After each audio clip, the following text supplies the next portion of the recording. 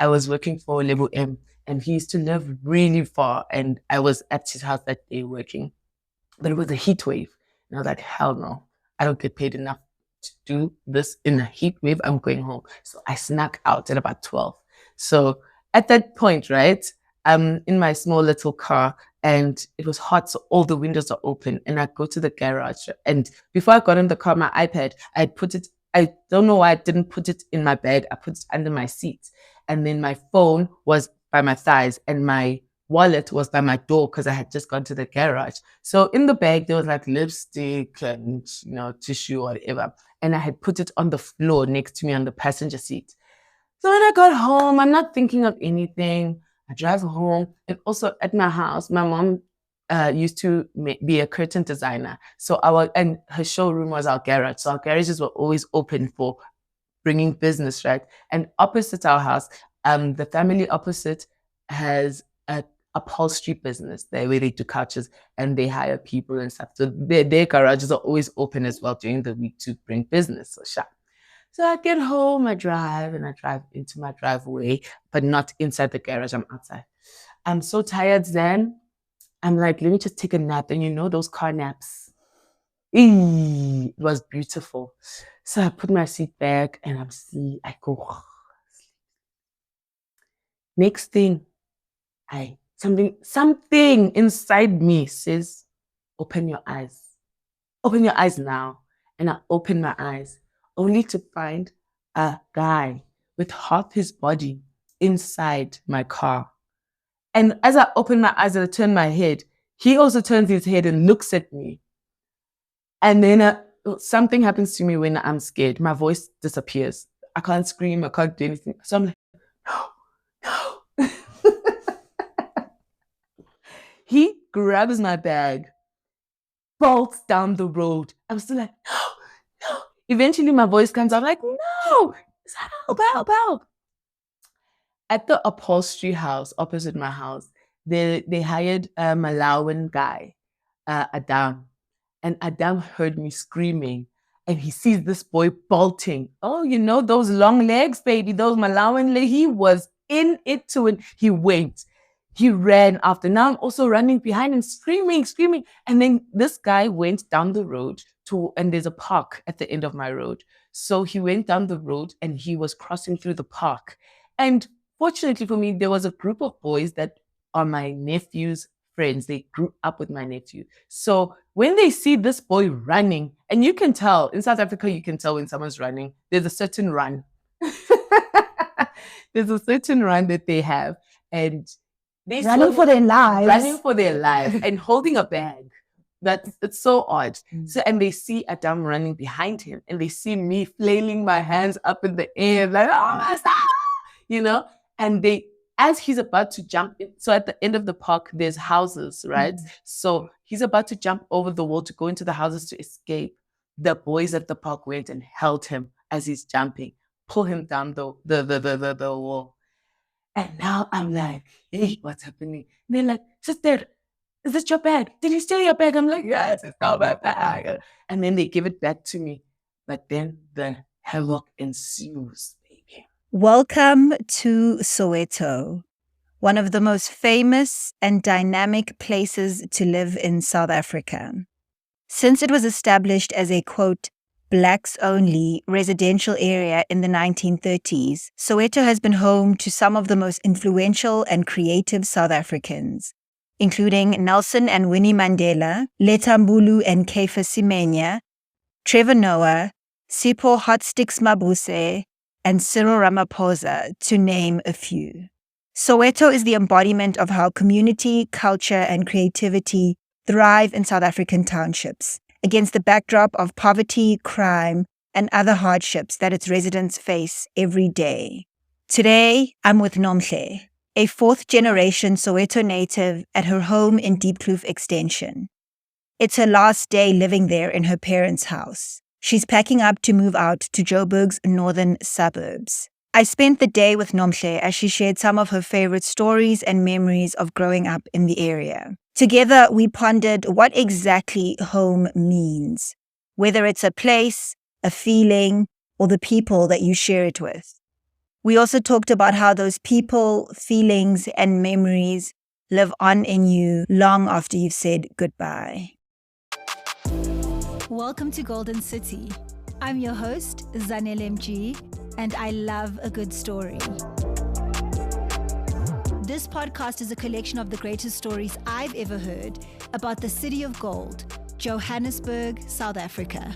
In each episode, you'll meet a different Joburger who will tell you their own true stories in their own words.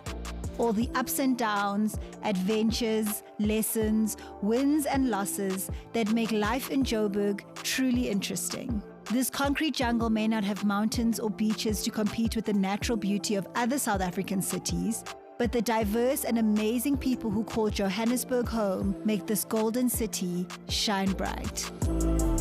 What a story. How do you feel about that? Tell me more. Growing up in Diepkloof Extension, they call it Diepkloof Expensive because it was a new development. There was already Soweto and Diepkloof, but then towards the late 80s, they started a development here in on the side of Diepkloof. Then they called it Diepkloof Extension. Then hence the colloquialism.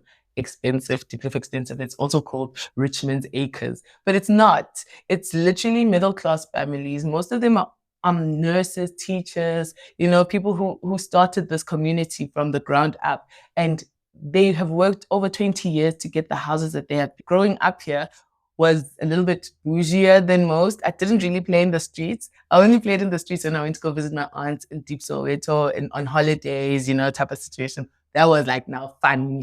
Sitting in the sun, burning, and coming back dusty, Chicago, playing Chicago, all those things. But when I was here, it was just KTV. Yes, and I'm that old. KTV, YoTV, and sitting in the house reading books all the time. And that was just who I was. Soweto is South Africa's largest township. Its 1 million plus residents are spread out amongst 32 diverse sections, each characterized by its own distinct vibe.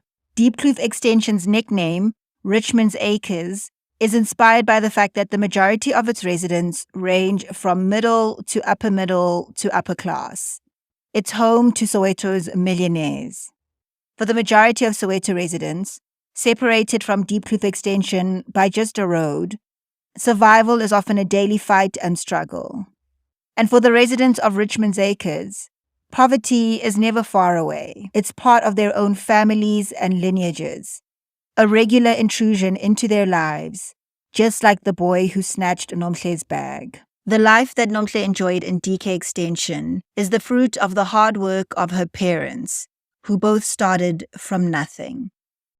My parents are both from Soweto. They're both from Orlando. I always call myself a fourth generation Sowetan. You say, oh, where are you from? I'm not from anywhere else than Soweto, and neither are my parents. My parents grew up and were born here. Their parents were also born here, you know what I'm saying? Their parents moved from, where is it? In town, when the white people were like, all the blacks, go to the township. Then they got displaced and taken to Orlando. My dad always tells the story of how like my grandma almost like she was there holding her bags and stuff, just a few clothes. And as soon as they said, take this house, she put her clothes there and she said, this is mine. And she ran back, left her son there. She said, keep watch over this house, and left to go get the other stuff and came back. And that's how they got the house. Yes. And then fast forward a few years, turns out the back neighbors of my dad's house was the family of my mom.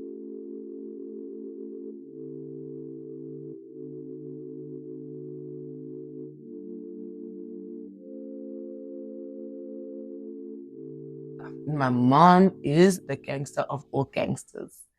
She's like the sweetest looking lady, but she is deep in the... Hey, my mom, she's in Thomasanesa, Orlando. She's an Orlando girl through and through. Speaking of Nomhle's mom, here's what happened next after Nomhle's bag was snatched. Next thing, they're slapping him. They're holding him by the belt. You know when the police are holding you, like they're holding him, they're dragging him up. And they're like, yeah, you think you can come here and do these things? What, they're going for him. Next thing, they're slapping him, hitting him. And then I'm like, okay, sharp, okay, discipline him a little bit, whatever. I'm just happy to have my bag. But there wasn't even much in the bag. Next thing, they take like a wooden, at the park, there's always wooden banisters or whatever. They took one that was lying on the ground. They hit him in the head. Bah! Now I'm like, okay. We got to slow it down, fellas. We got to bring it down a notch or two. They don't listen. And they find a screwdriver in his pocket. They were like, you were going to stab her with this. They took it, they stabbed him on the side like this. I was like, no. Okay, wait, hold on. Please wait. This was not that serious. Now they're not listening to me anymore. They're just sending me to, go fetch a rope. Go fetch, I'm landing down. Go fetch a rope. Go fetch. I'm like, a rope? For what? They're like, they're going to tie him to a tree and beat him. I'm like, hold on, guys. No, wait. There was nothing. Look, there's only lipstick in the bag. And they're like, no, if we don't deal with this guy, more are going to come. Now I'm helpless. Now they're dragging him up the road. He's apologizing. They're dragging him up. Now there's a group. More people are coming. I was going to ask, who's doing this? Is this the guys in the park? It's the guys in the park.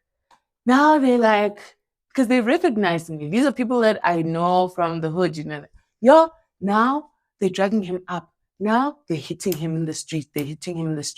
People are stopping. They're like, what happened? And they're like, yeah, he went to go steal from Kwamakletuga. And when you say Kwamakletuga, because my dad calls this Makletuga Street. He said he's going to turn he's the mayor of. If you say Makletuga, they'll know. So now everyone is offended on his behalf, on our behalf. But they also, it's like they have a craving for community justice. And people are stopping now. There's a taxi that stops. He's like, what's happening? He gets out. He's now, boom, kicking. People are beating this kid up. He's probably 20-year-old, Nyaupe boy, and real Nyaupe boy, this one. Dark, like burnt by Nyaupe situation. So now they're beating him. Now I'm thinking, okay, it's going to end. There's more people now. Hey, I'm distressed. Next thing I hear behind me, I hear my mother's voice. When I turn around, my mom has my niece. She was like 1 year old. She has her on her back, and my mom is holding a shambok, walking out of the house. That's why I said the lady's gangster. She's walking out. She's like, bring him to me. He thinks he can just come here and do what he wants. Then I'm like, okay, wait, please. She doesn't care. She pushes me out of the way. I'm like, okay, give me the baby. I take the baby and I move with the baby. My mom is the shambok now. She goes, they're holding him. The other boys are holding him. My mom swings her hand the first time. Shah! Hits him. Now she's going in for the second swab, but something happened with her feet. She tripped over herself. She went diving. When her hand was going, she went after it and fell, stretched her arms out, and she just continued. She just slept. I'm like, oh, now my mama dead. My mama dead now. And my helper comes. Instead of helping my mom stand up, she goes and takes the shambok and goes to continue beating this boy. I'm like, what the hell is happening here? They beat this boy. Oh, by the way, my mom changes the story every time. If she's telling the other neighbors, it's the right story. When it's the Christians, no, the boy came and ran to her to come and hide from everyone else. And then she fell. They're like, no, that's not how it happened. But I'm not gonna stress my mom.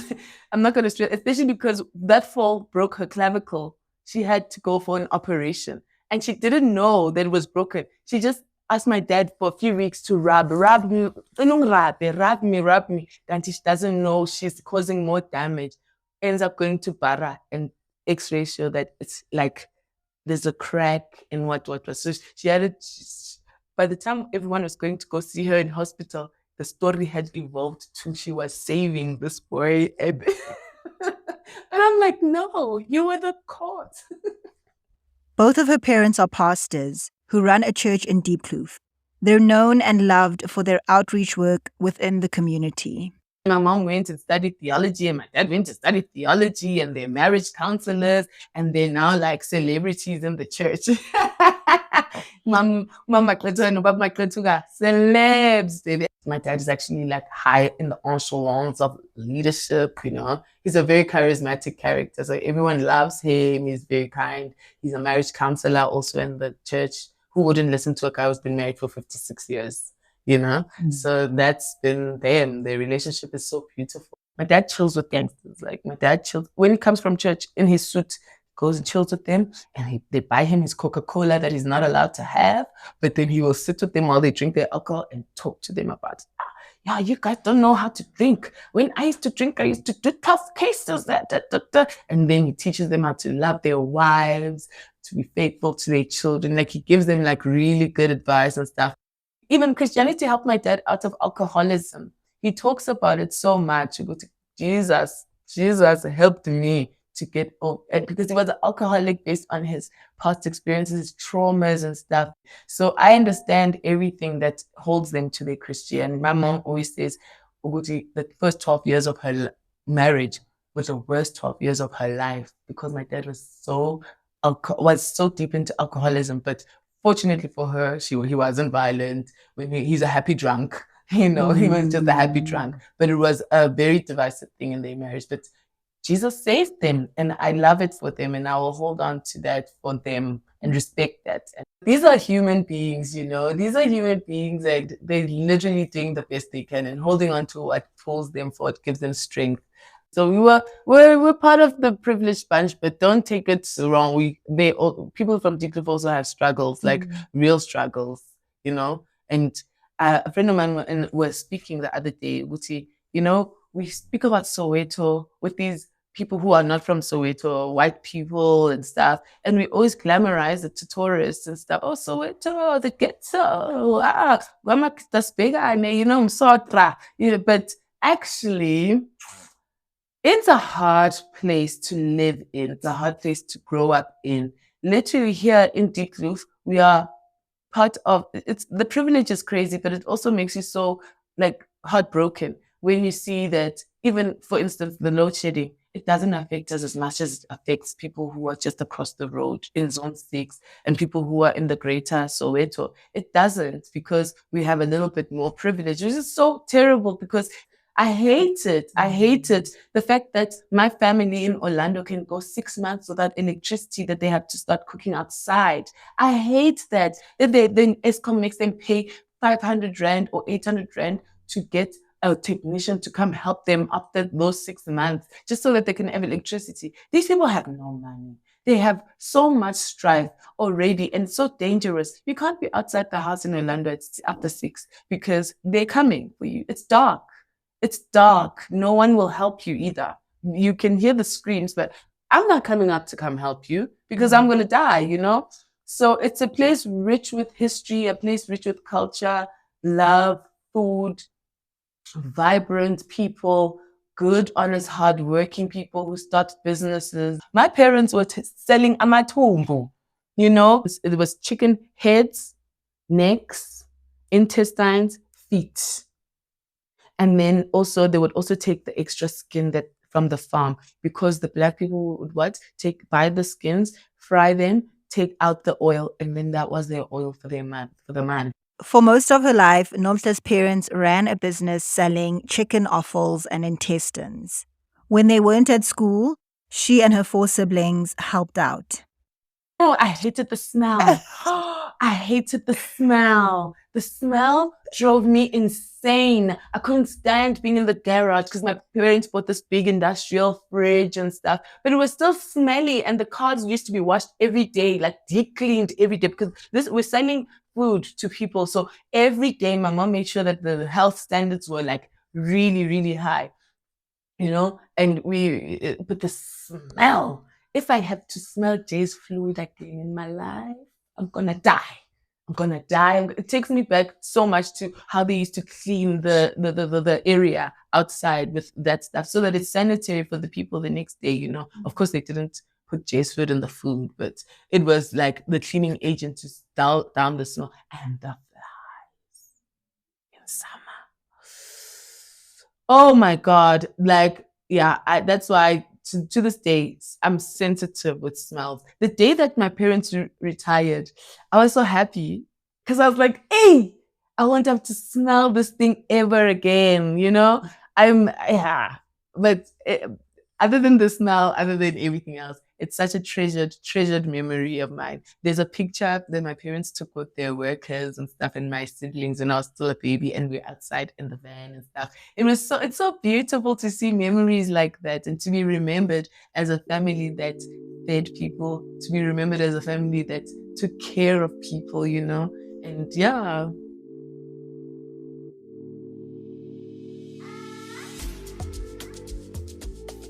Every day, my dad would be the one driving to Heidelberg to go fetch the stock. They hired like young boys, young men to come help them with the heavy lifting. And they go there every day and come back with fresh stuff that was done that day, that was slaughtered that day. And they disseminate it to the different vans. My aunt also had vans. My other aunt in the in the East Rand also got like her birds to sell, and they empowered other people from church to be like, here's your little bit, go start yours and stuff like that. And then they started this business and started flourishing. We had everything that we needed, but goddamn, this thing is samatumbu.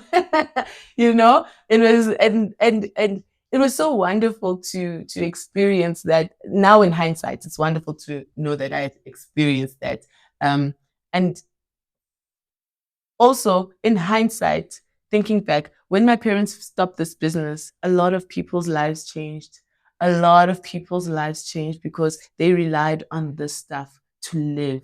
They would like literally get for 5 rand utoli shevo like for the whole family. Amatumbu for the whole, and it's delicious and it's fresh, you know, and it's cheap. But people literally survived. There were people who would come with 50 cents. Sometimes my parents didn't even make them pay. When they stopped this business, these people would come here every day to be like, they would be so distraught. Like, why? Because it really it helped them up. My parents and my aunt kept families alive, even if they weren't paying. I even know when me and my brothers and sisters when my mom was sick or my dad was sick or they went to the church things, we had to step in and go drive and go pop, pop, pop, pop, pop, pop, through the hood. I wish I had a picture. Pop, pop, pop, pop, drive around while the guys in the back with the stuff, and then the people would be already a queue waiting for us to arrive. And then when we get there, they sell they give the people the thing, and then they come through to the window, and then I have the money here and give them the change and stuff like that.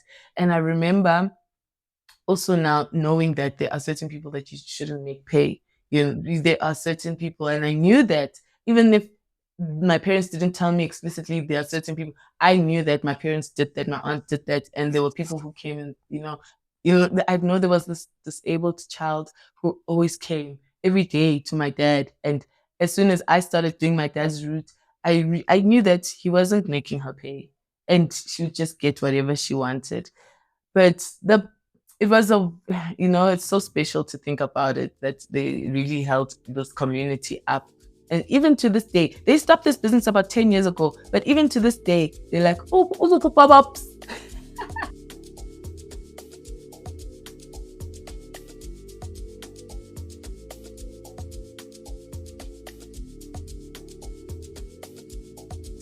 Was the most delicious thing in the world. Oh, and my mom knew how to cook then. Oh, guys, yeah. So very, very strong memories about that. Even the fact that every day, because it was a cash-based business, every single day, my mom and dad came back with money. To me, we were here counting the money on the bed. From when I was young, I knew how to count money, put the 50 cents there, put the 10 rands there. How much did we make today, mama? Okay, how much? I think that infused such a spirit of entrepreneurialism into me. I can't be anything else. I'm a creative, yes, I model, I do all of these things, but all of those things I managed to bring them into a packaging of monetization and strategy. And I think it really comes from my mom and my aunt, because my aunt was also one of the first ladies in Soweto to drive, to even have a car. She was amazing. She started selling amadombolo and chicken, a piggy in my stadium. In the trains, then they'd have it on their head and sell, and that's how they survived up to the point where she got a car, she got, she was starting business after business. My mom has had so many. She's had a baking business, she's had a curtain business, she's had all of the businesses. She's sewn clothes. She even now, the girl is retired. She has no knees to speak of, but I bet you next year she's gonna start a new business. She will, because my aunt also passed away 2 weeks after we made her stop. She was like 18, late 80s, but she didn't want to stop. And when we made her stop, it was over.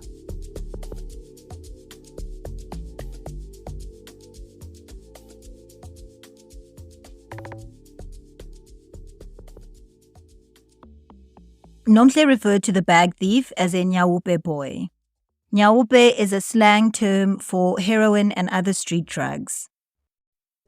So a nyaupe boy is not necessarily someone who smokes nyaupe, but which is a drug in the township, but it's someone who has turned out to be a huge disappointment because of drugs. My first boyfriend was someone from Deep Kloof Extension, and I don't want to talk about him because he turned out to be a nyaupe boy of epic proportions. So this particular one also grew up in Deep Kloof Expensive and had all the things that life had to offer him, but his privilege led him down the rabbit hole of drug addiction, right? And now he doesn't have money, doesn't have anything. All he has is what? His English.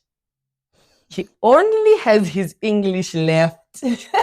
Went to a good school. Went to a good school, played violin. Now it's terrible. There's I call it the Deep Kloof curse. It's like the boys in Deep Kloof are cursed with drug addiction because of their privilege, the level of privilege that they were afforded when they were growing up by their parents. Now it took them to a different level of addiction, and they had too much access, too much, privilege. It's so shocking to see him. I want to run away every time I see him. You see him around? Yes. And he runs after my car, hey? He will run after my car. But anyway, yeah. In the case of Nomhle's father and the bag thief, it's not privilege that explains their struggles with addiction, but perhaps trauma. The trauma of life in a township, a city, a country, built on the exploitation and dehumanization of their people. For some, that trauma inspires the music and art that has made Soweto famous, and for others, it leads down the path of substance abuse. Over the course of Nomhle's father's life, he has had experiences with both. My dad has an a cappella group. They are called the Timers Tones. Yes, Timers Tones. And they are a group of pastors from different churches that met together and were put together by Philip Nkabinde, the late, and he was like their conductor and the leader of the band. There were 10 of them in the beginning. There's only 4 of them now, because all these years they've just been performing at each other's funerals. I kept making fun of them. They practice every Friday. Every Friday, these old men are practicing. You have to be 60 years and above and retired to be in the group. Every Friday, they are rehearsing. And I was like, you guys are busy rehearsing to sing at each other's funerals. And now you are one voice down. What about that, And then fast forward to a few years, and now my sister and I got together and we were like, let's do this for them. Let's put them in a studio. She provided the funding. And Super Hot Sticks, my brother-in-law, he has a studio at his house, and he was like, come record here for free. It's fine, come. And then we recorded there. Then we'd sit with them and have conversations with them while we were recording them, and have interviews with them, speaking about how Christianity saved them from a life of crime, how my dad got saved by Christianity from alcoholism, and now they're pastors. It was the first time I saw my dad cry tears when we were interviewing him about when he was growing up. He went to Lovedale. So when he left Soweto, an uncle of his asked his mom to bring him, because he didn't have any sons. So he said, come, bring your son. I would like to live with him and stuff. Only for him to be really abused in that place and treated as like a slave, like sent around to do this, and that. And then like literally not taken care of, sleeping with the goats type of situation. His mom was so poor and his dad was in jail as well. And he didn't have any home clothes. He only had his uniform. But on weekends, the boys would be like, let's go to town, let's go meet girls and whatever. They were allowed to go to town. But he didn't have any clothes and he used to wear his uniform until the friends were like, okay, he's not going to ask us. Temba, can you wear this shirt? Wear this shirt. Let me see something. Let me see. Oh, no. Don't you think, Sfiso, your pants would look nice with this? Yeah. And also those shoes. Look at those shoes. Okay, let's go. Temba, let's go. Before he could say, no. And when he was telling that story, I can even feel the emotion right now. He cried such a deep cry, thinking of the grace that those boys gave him to not shame him into feeling as less than, but tricked him into accepting their help with the most love in the world. And he cried so much. It was heartbreaking to see, but he wasn't crying because of the pain. He was crying because of how grateful he was for that moment that those boys held him in such love in a point of his life where he had nothing. And he literally, he couldn't stop crying. There was the trauma leaving his body. Trauma leaving his body.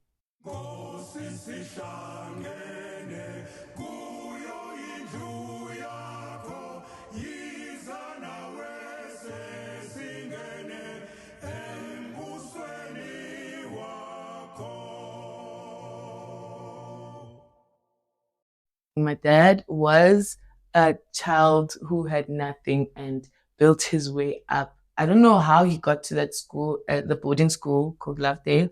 I don't know how he got there, but that set him up for like a better life. Because right after that, he got a job at Chamber of Mines or something in Johannesburg. And my father was also a founding member of the PAC also as well by the time he got out of high school and he started working at the Chamber of Mines. And in the Chamber of Mines, that was by the time that the PAC and the ANC were banned by the state of emergency and whatever. And they were now using him. He volunteered himself to be an underground operative, bringing information into the country because he used to be a fingerprint classifier. All the workers from Africa, all over Africa, had to start by him. He got their fingerprints. He can even to this day look at fingerprints and differentiate. And because he was the computer, there was no computer. He was the computer. And then the workers or whatever who came from the countries that the PAC was underground in, they'd give him letters and then he would give them to the head command here and stuff like that until someone snitched and they went to fetch him. And he was the first person to be arrested during the state of emergency in 1960 something. And he spent 90 days in solitary confinement. His family didn't know where he was. And I remember there's a story he told me. He said that time when he was leaving prison, he didn't know he was leaving. They just like, Michael Tuga, today is your day. You are going to court. And then that day, he only had one overall. So he was washing, his clothes were wet. They were on the line and he was sitting like with just a rag, just waiting. And then they're like, now. He's like, but my clothes. What? Just holding a rag. This man is naked. He gets to court and then they drop the charges. They drop the charges and they say, you can go home. And then he's like, go, but can I go clothes? And they're like, do you want to go home or not? My dad says he had to go to Park Station, run with his friends, run to Park Station and start begging people for like money to get on a train to get to Orlando. And people were like, what is happening? Or why are you naked? And then he was like, we're comrades. And as soon as they heard that they're comrades, the people started giving them money and then they got home. But do you see the brutality? They got home and they were fine. But the brutality of it all, or the indignation that they went through to even, you want to go home or not, naked or not, I'll choose to go home as well. But it's so painful to think about that.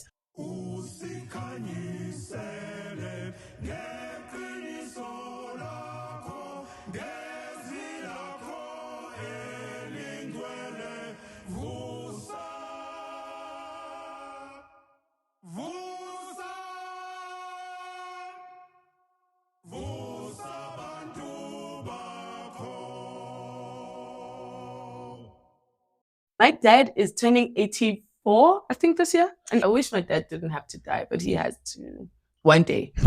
I'm dark, I'm morbid. I get this dark humor from him. My dad will make fun of death right now and offend everyone in the room, but he will laugh until he gets out. I think it's so special to think of death that way. It's not the end. It's just a new beginning. It's fine. We can't cry too much. Don't cry like you don't believe in God. That is what he always says. People die and life moves on.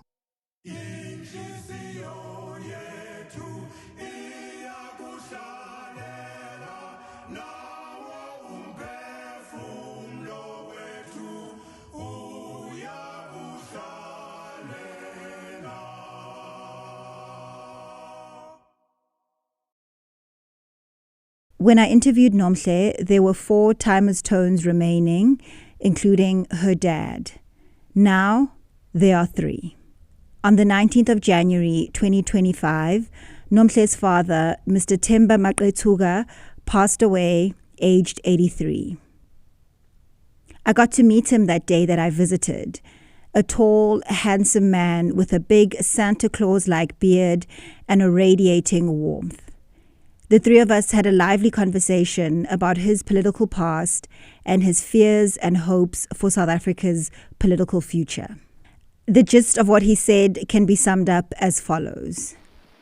There is one area of me that says, praise God, I'm 82 years, I'm just about to die.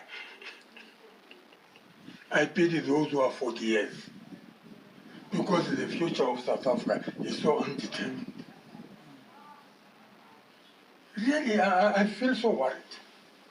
Looking at the bigos and my grandsons and all that, trying their best.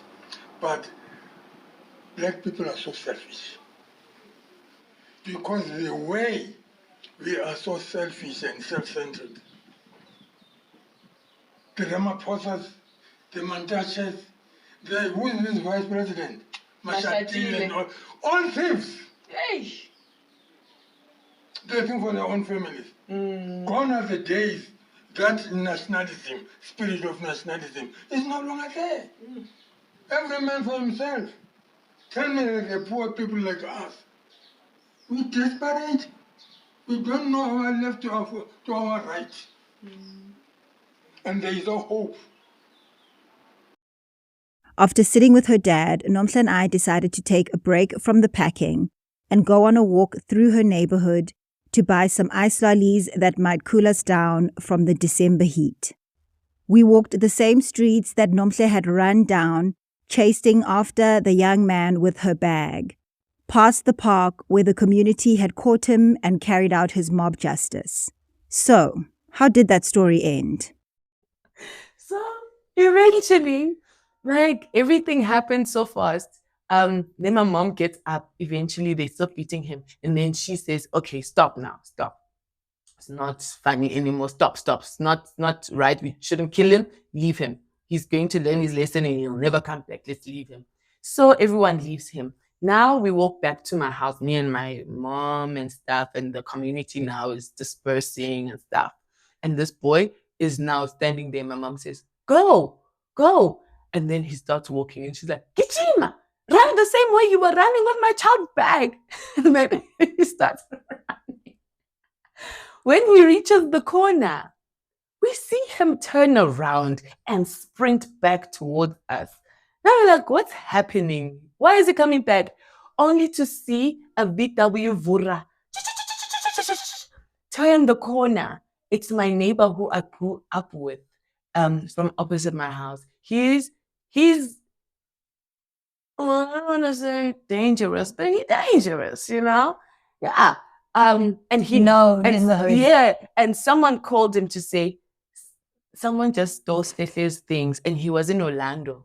He took his car, he got here so fast. And when that boy saw his car coming, he knew who it was. And he turned around and ran back to us. Now, my friend, who I grew up with, he comes, he stops his car in front of the house. Now he's like, he gets out and he goes to the boot.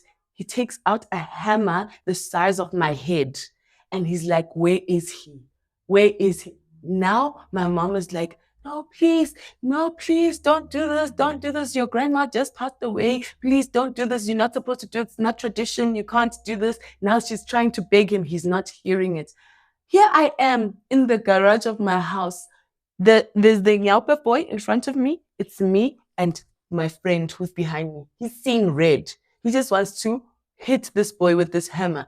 Now we're running around my dad's car. And I'm like, no, please. No, please stop. The boy is holding me. He's hiding himself behind me. I'm like, please stop. Don't hit him. Leave him. It's fine. And then eventually my mom gets through to my friend and calms him down, puts him in the car, and he goes, hey. Then we chased this boy away. And from that day, I was like, no more naps in the car. And no more naps in the car because a life almost got taken just because of a bag that was empty. There was nothing, no phone, no iPad, no wallet in that bag. But somehow this boy almost died.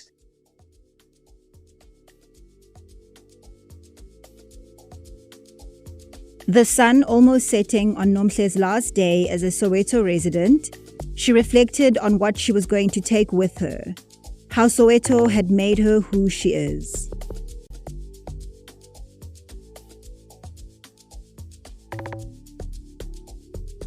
I'm not afraid of anything. I'm not.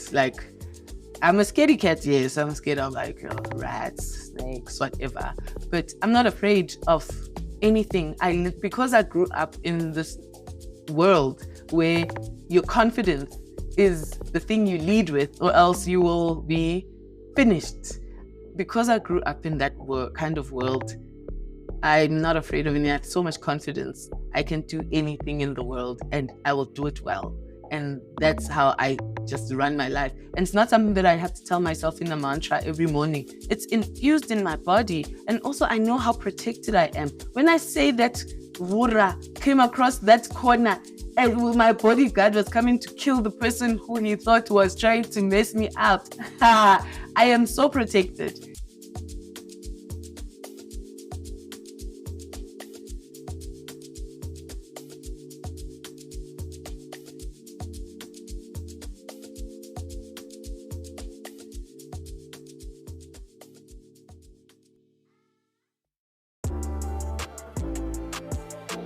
Thank you for visiting Golden City.